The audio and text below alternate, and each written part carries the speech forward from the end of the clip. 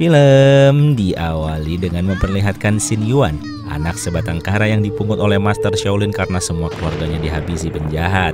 Xin Yuan sudah lama di sana, namun ilmu bela dirinya sama sekali tak berkembang. Ia hanya memiliki sahabat baik bernama Afu yang setiap hari sering membangunkannya. Di tempat berbeda di kedalaman hutan, terlihat seorang gadis bernama Sisi alias siluman rubah yang menyamar jadi wanita cantik.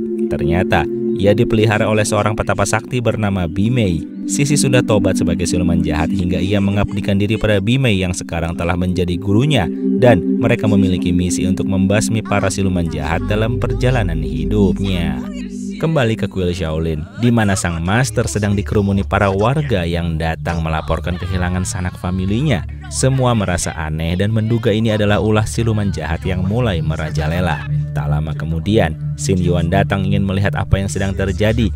Namun, seketika tiba-tiba langit menggelap seolah akan terjadi badai luar biasa. Master pun mengatakan bahwa ini adalah aura sosok siluman yang belum pernah ia rasakan sebelumnya dan kemungkinan adalah raja dari segala siluman.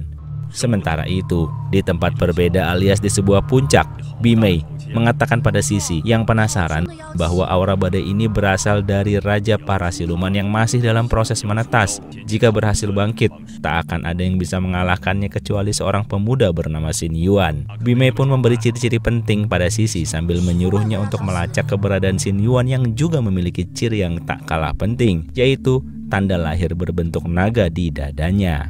Sedangkan di dalam kuil, Master Shaolin pun menyuruh Xin Yuan untuk pergi mencari seorang pendekar sakti yang bernama Master Sam yang memiliki tanda lahir berbentuk harimau di bokongnya. Dengan demikian, esok harinya, Xin Yuan langsung berkelana melakukan pencarian bersama delman sakti yang ternyata memiliki kecepatan luar biasa hingga membuat orang-orang yang dilewatinya kebingungan. Saking cepatnya, roda delman tersandung batu dan membuat Xin Yuan terlempar jauh ke sebuah kota yang ramai.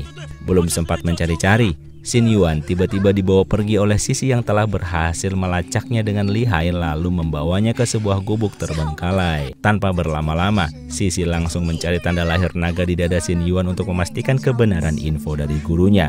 Dan singkat cerita, Sisi akhirnya melapor pada Master Bimei bahwa ia telah menemukan keberadaan Xin Yuan yang sesuai ciri-ciri dari gurunya. Bimei pun langsung berkata bahwa ia dan Sisi harus segera kembali untuk menjaga Xin Yuan dari kejahatan karena Xin Yuan masih belum sadar kekuatan dalam dirinya. Di tempat berbeda, Xin Yuan yang ditinggal begitu saja akhirnya sampai ke sebuah tempat terbengkalai untuk bermalam bersama seorang gelandangan yang juga mau tidur di sana. Saat itu rupanya mereka diserang oleh siluman harimau, di mana untungnya bertepatan dengan kembalinya Sisi bersama sang guru. Siluman pun ingin segera dihabisi oleh Bimei. Namun gelandangan tersebut ternyata adalah Master Sam yang selama ini dicari Xin Yuan dan tanpa waktu lama membawa siluman tersebut ke langit untuk dimurnikan. Setelah itu Master Sam kembali dan Xin Yuan memohon agar dirinya ikut ke kuil Shaolin sesuai amanat gurunya untuk membawanya. Tapi ternyata Master Sam menolak dan pergi begitu saja tanpa alasan yang jelas. Tanpa basa-basi lagi, Master Bimei menjelaskan bahwa dalam waktu dekat Raja segala siluman akan menetas lalu mencapai bentuk sebenarnya alias seekor naga raksasa yang besarnya bisa seperti sebuah kota. Dengan putus asa, Xin Yuan meminta pertolongan Bimei. Namun, Bimei justru berkata ia pun tak sanggup karena hanya ada satu manusia yang mampu mengalahkan Raja Siluman Naga terbesar. Manusia tersebut adalah yang secara alami dilahirkan dengan tanda naga dan hanya dia yang mampu masuk ke dalam tubuh siluman naga untuk menghancurkannya dari dalam sesuai ramalan dari kitab Tao. Dan manusia tersebut adalah Xin Yuan. Mendengar hal itu, Xin Yuan semakin putus asa hingga ia tertawa seperti orang gila. Bimei pun menjelaskan bahwa ia juga memerlukan tongkat pusaka naga yang terkubur di bawah kuil Shaolin tempat Xin Yuan tinggal selama ini. Karena hanya dengan tongkat naga itulah Raja Naga akan kembali tersegel dan Bimei berjanji akan mengajari Xin Yuan caranya. Bimei menyuruh Sisi untuk mengawal Xin Yuan pulang ke kuil Shaolin. Singkat cerita, sesampainya di sana, sang guru yang terlihat sangat panik karena merasakan aura siluman naga yang telah menetas dalam wujud sempurna. Master Shaolin yang harusnya sakti malah kebingungan karena Xin Yuan justru membawa wanita, bukannya membawa Master Sam. Saat masih menjelaskan kronologinya, tiba-tiba yang ditakutkan terjadi. Naga mengerikan sebesar kota datang dan mulai menghancurkan apapun di hadapannya. Xin Yuan yang meyakini bahwa dirinya yang terpilih sebagai pembasmi naga akhirnya nekat menantang sang naga yang tanpa waktu lama justru langsung melahapnya.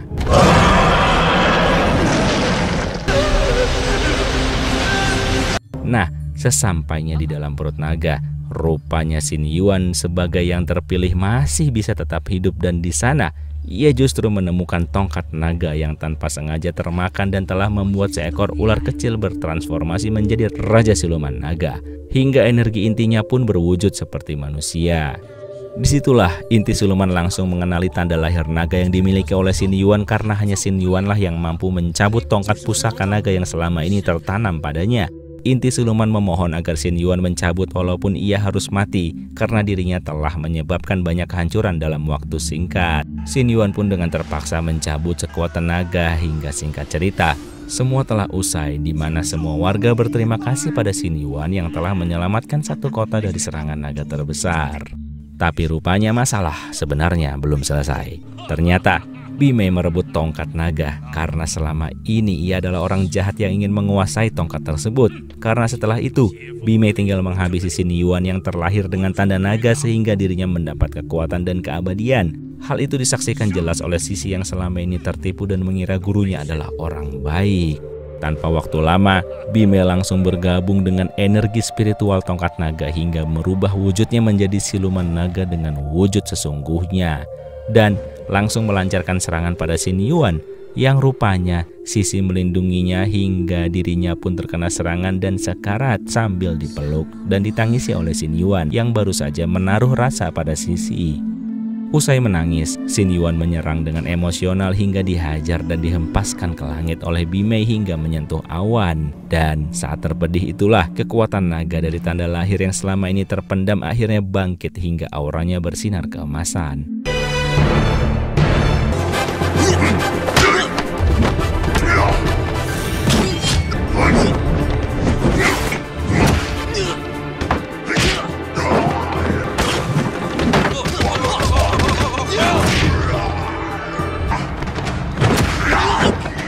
Di tengah pertarungan, datanglah Master Sam dari langit dan juga tak ketinggalan sang guru yang membawa lonceng kuil Shaolin. Selain itu, sang guru juga membantu dengan mantra segel lonceng emas yang langsung dilanjutkan oleh Xin Yuan.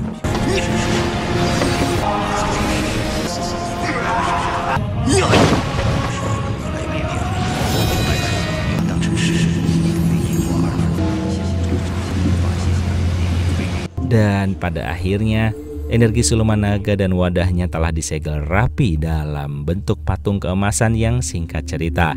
Esok paginya, sang Master Shaolin pun kembali menjalani rutinitasnya seperti biasa, namun tiba-tiba film pun berakhir. So, gimana menurut kalian? Terima kasih sudah menonton dan semoga bisa dinikmati ya. Dadah!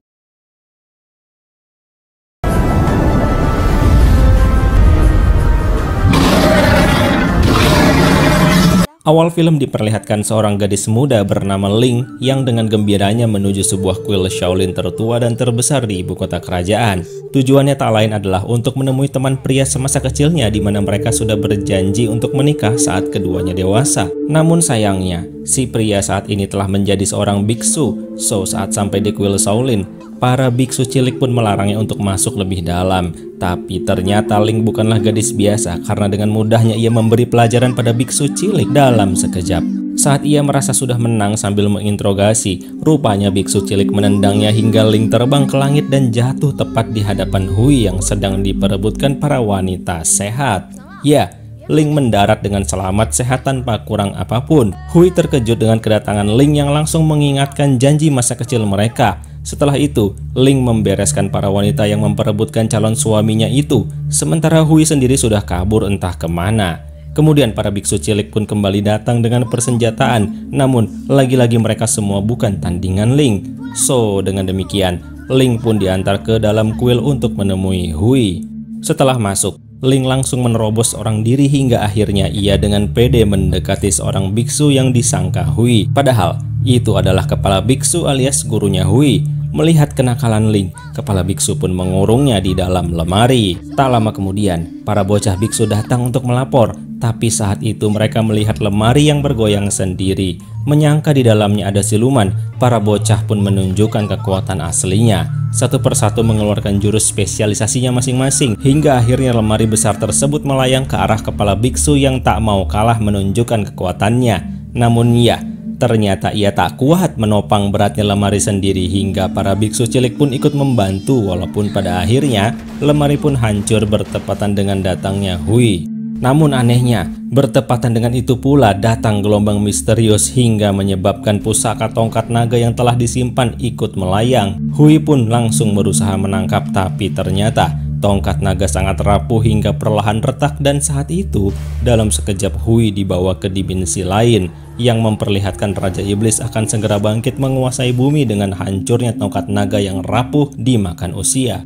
Dalam sekejap keadaan pun kembali normal. Saat itu, kepala biksu menjelaskan bahwa hawa kebangkitan Raja Iblis semakin dekat saat tongkat naga hancur. Namun hal itu masih bisa dicegah dengan mencari guru besar Buddha yang telah bertapa puluhan tahun bernama Arhat Xianglong. Karena hanya dialah yang mampu menghentikan amukan Raja Iblis yang akan menguasai bumi. So, dengan demikian, kepala biksu pun segera memerintahkan Hui untuk segera melakukan perjalanannya untuk mencari Arhat Xianglong demi memusnahkan Raja Iblis.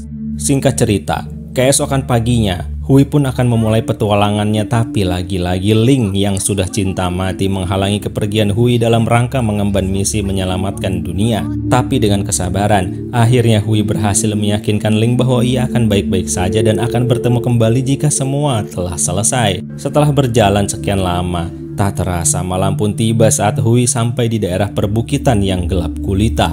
Tapi tanpa ia ketahui, rupanya Ling membuntutinya. Ia pun segera menyuruh Ling untuk kembali, tapi Ling tetap bersikeras walaupun Hui telah menjelaskan bahwa dirinya adalah biksu yang tak diperbolehkan untuk menikah. Ling terus-terusan menangis memaksa ingin ikut karena waktu kebangkitan iblis semakin dekat. Akhirnya dengan sabar Hui mengajaknya melintasi medan yang sangat terjal dan berat, melewati pegunungan salju dengan menggendongnya. Perlahan tapi pasti, Hui terus berjalan sesuai petunjuk gurunya tentang lokasi Arhat Xianglong berada. Setelah berjalan sekian lama, mereka memutuskan untuk beristirahat. Lalu Hui pamit pergi untuk mencari kayu bakar yang akan menghangatkan mereka. Tapi sayang, saat Hui kembali ia tak menemukan Ling. Ternyata entah apa yang ada dalam pikiran Ling. Ia sedang bersiap di atas jurang untuk melakukan bunuh diri karena menganggap dirinya hanyalah beban yang menghalangi Hui. Hal itu terjadi begitu cepat hingga Hui pun tak mampu menghentikan kejatuhan Ling ke dalam jurang yang sangat tinggi dan dalam. Ia hanya bisa berteriak dan menangisi semua kenangan yang mulai datang saat Ling pergi selamanya. Dengan kejadian yang sangat menyedihkan, Hui mulai fokus menenangkan diri di salah satu puncak gunung sambil berdoa selama berhari-hari, hingga akhirnya ia didatangi oleh tongkat milik Arhat Xianglong. Dan singkat cerita, saat kembali ke ibu kota kerajaan, rupanya semua sudah diliputi oleh kegelapan di mana aura jahat sang Raja Iblis berpusat di dalam kerajaan. Tanpa waktu lama, Hui langsung bertemu dengan sosok tua yang memegang tangannya, dan dalam sekejap mereka berpindah ke dimensi lain di mana sang Raja Iblis menunjukkan wujud aslinya. Raja Iblis meremehkan Hui karena yang datang bukanlah Arhat Xianglong. Hui tak ambil pusing dan langsung saja memulai pertarungan. Seluruh kemampuan langsung dikerahkan oleh Hui demi melenyapkan Raja Iblis. Namun, perlawanan Raja Iblis rupanya tak main-main hingga Hui pun mulai kewalahan menghadapinya dan terjatuh.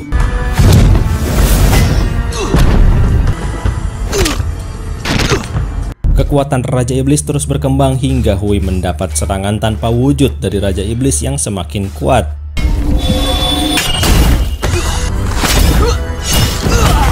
Pertarungan diakhiri dengan saling adu senjata di mana akhirnya tongkat Arhat Xianglong retak dan musnah berbarengan dengan Hui yang terlempar dan tak sadarkan diri. Namun saat itulah semua memori dalam dirinya mulai menyadarkannya makna kehidupan sebagai Buddha dan biksu yang sejati. Ketika itulah Hui berubah wujud yang langsung dikenali oleh Raja Iblis sebagai Arhat Xianglong. Tapi Raja Iblis tetap sombong karena tak menyangka Arhat akan berwujud pada Hui, hingga akhirnya Arhat Xianglong pun menunjukkan kekuatannya.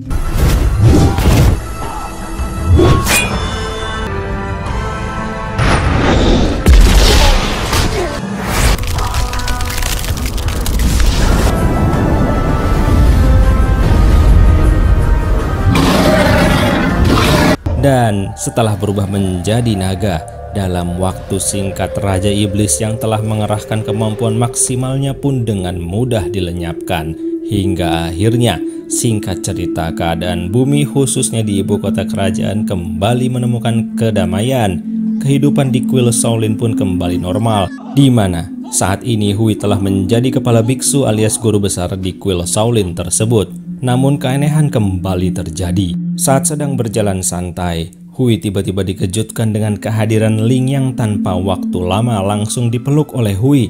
Tapi ternyata siapa sangka yang dipeluknya adalah salah satu murid kuil Shaolin alias semua hanya ilusinya Hui.